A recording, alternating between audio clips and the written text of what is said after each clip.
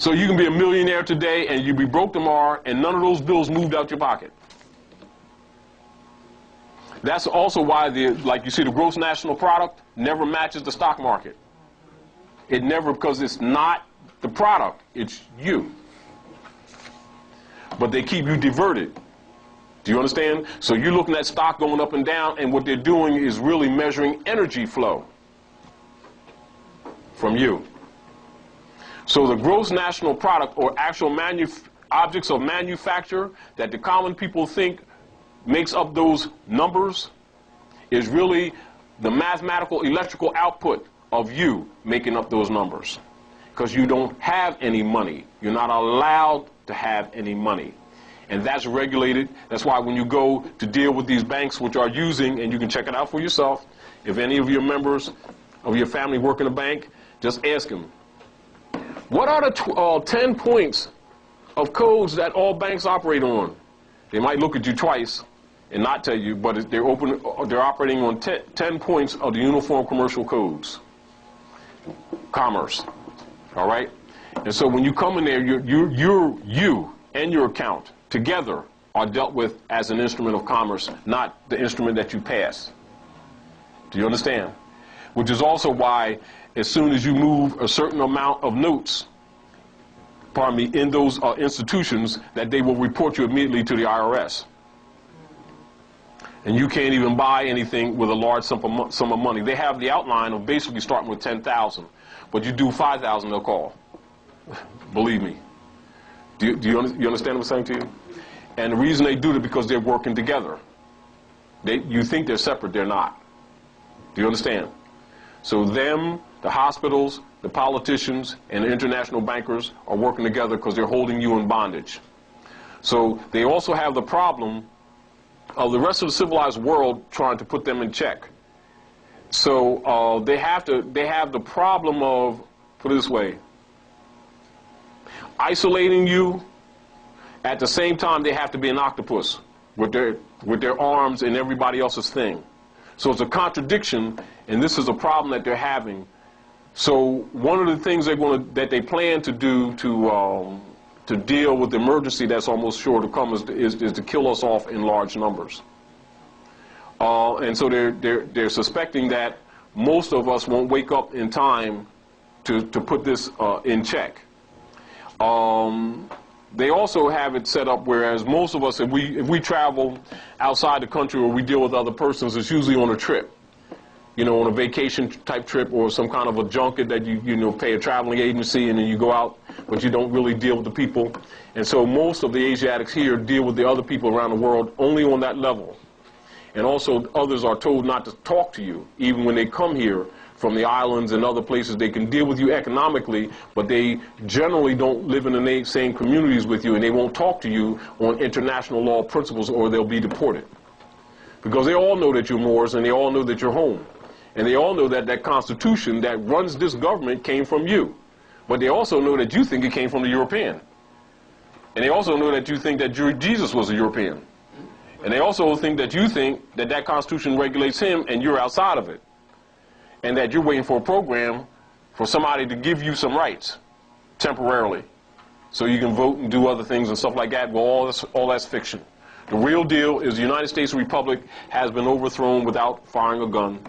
And it was done by the very same people that you see running government. That's right. And their instrument to make sure that they get the revenues from you, the energies from you, is the major instrument, is that license. This is why you see the politicians, whenever somebody brings up the issue or the argument of a national identity card, they don't go there. Or they'll mention it and dismiss it. Do you know the obvious reason why? Yes, the obvious reason why, because if they start dealing with that, it cannot be an instrument that expires. For one, because it's obvious that it has nothing to do with commerce. It has to do with the natural people.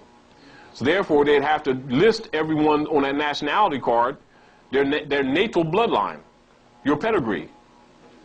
So if you're Moroccan, real Al-Moroccans, so the real Al-Moroccans, Americans, would have to be identified.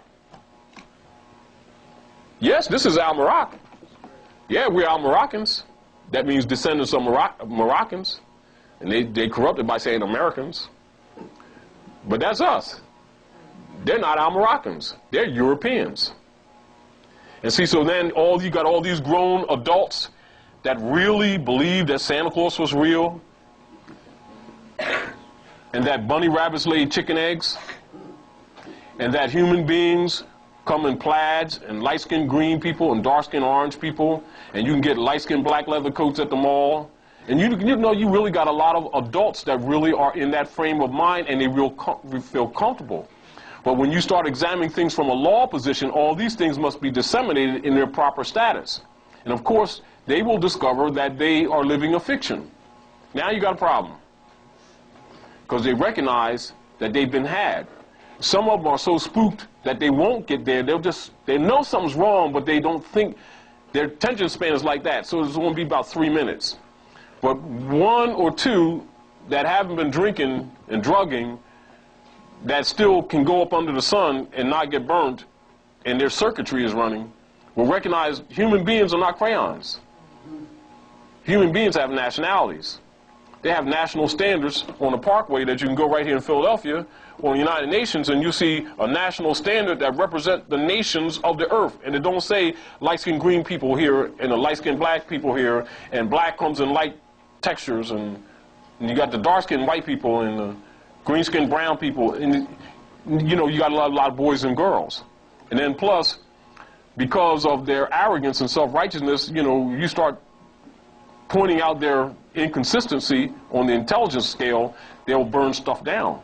So they really have a problem here that they've created, a Frankenstein, and now become a burden on society, because now the nigger, which is an artifice, is no longer viable to be employed in the industrial world, because it's changing to a technological world. No different than, you're not going to get these people in here right now and say, well, we got some investments in some saddles, who wants to invest? Come up and see the sister over here and put up your few $1,000s for stocks in the saddle companies. Now, you know, people still ride horses, but we're not going outside and hear some clunkety come down the street, because it really ain't happening. And so, you know, they're still building saddles, but they ain't really down with it. You know, you talk about maybe some oil, some engine investments and stuff like that. And you know, like we used to take the cars and stuff, go in the alley, go in the yard, they break down, fix them, jump in there on the weekend, you know, put the family in, we do our thing, right? Now, you need computers, because now they operate with brains. And you can still do some stuff, but you're limited, right? Then they have other advanced technologies that they haven't even installed yet, that are actually 20, 30, 40, 50 years old. But the people aren't ready. Not that the people aren't ready, they're not ready to deal with the problems that were caused logistically. All right, so they'll issue out little things at a time, but the real deal is that the economy is changing because the technology is changing. And so now you have a people that you dumb down, right? The world is at your footsteps, including their allies, that they've been robbing and subverting and setting up all these puppets all over the world for all these years, and they've created an atmosphere where now the world really wants to kill them, literally, and are willing to give their lives to take them out of here. And since we've always won all their wars, and we still talking about we. No, I'm serious. We still talking about we, and many times, a lot of our parents, a lot of us are here because our parents were in war and were allowed to come home with them. The Asiatics trying to tell them, brother, what are you doing here? War is not yours. What's up? And we still ain't caught on. But the world is not going to be destroyed for our lack of knowledge. And so you're going to start seeing more and more body bags with Asiatics in it who keep on fighting these wars for these Romans, who've actually defeated them and now using them to go around the world to and fro the earth devouring other nations. And we keep on rationalizing, you know, that's our identity. Do you see what I'm saying to you? So this license has a more far-reaching, is a more far-reaching and damaging instrument than you think it is. Because also, by being used as an identification instrument, when you are violated in the society it's not like they violated a human being. And so it comes under the Artificial Person Act of the 14th Amendment, and so they can murder you, and it's just a civil rights violation. You understand?